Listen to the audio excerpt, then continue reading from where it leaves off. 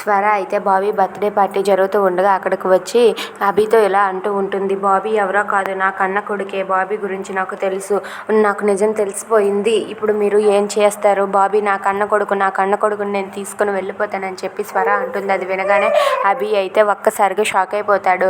ఇక Bobby birthday party అయితే అక్కడ జాను సెలబ్రేట్ చేస్తూ ఉంటుంది. సెలబ్రేట్ చేస్తూ ఉండగా ఇక స్వర ఈ మాట చెప్పగానే అభి షాక్ అయ్యి అలా ఉండిపోతాడు.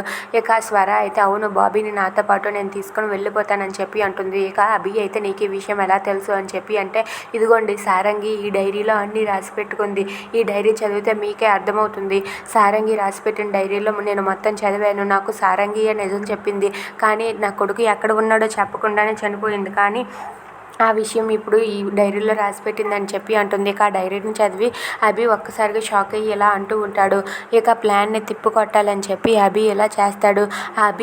బాబీ అసలు నీకు పుట్టిన బిడ్డ కాదు, నీకు పుట్టిన బిడ్డ ఎప్పుడో చనిపోయాడు. మళ్ళీ ఝాన్సీకి నాకు కలిసి పుట్టాడు. కలిసి పుట్టిన బాబే ఈ బాబీ, అంతకుమించి ఇంకేమీ కాదు అని చెప్పి అంటూ ఉంటాడు. అది వినగానే స్వర అయితే ఒక్కసారిగా షాక్ అయిపోతుంది. ఏంటి అభి సార్ ఇది, మీరు ఇంకా నన్ను మోసం చేయాలని చూస్తున్నారా అని చెప్పి అంటుంది.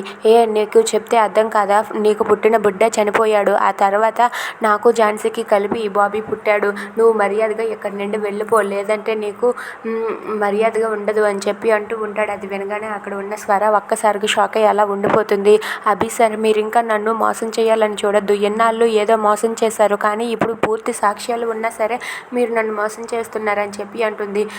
ఇక్కడి నుండి వెళ్తావా లేదా అని చెప్పి అభి అయితే స్వరని మెడపట్టుకొని బయటకు గెంటేస్తాడు. దాంతో స్వర అయితే చాలా బాధపడుతుంది.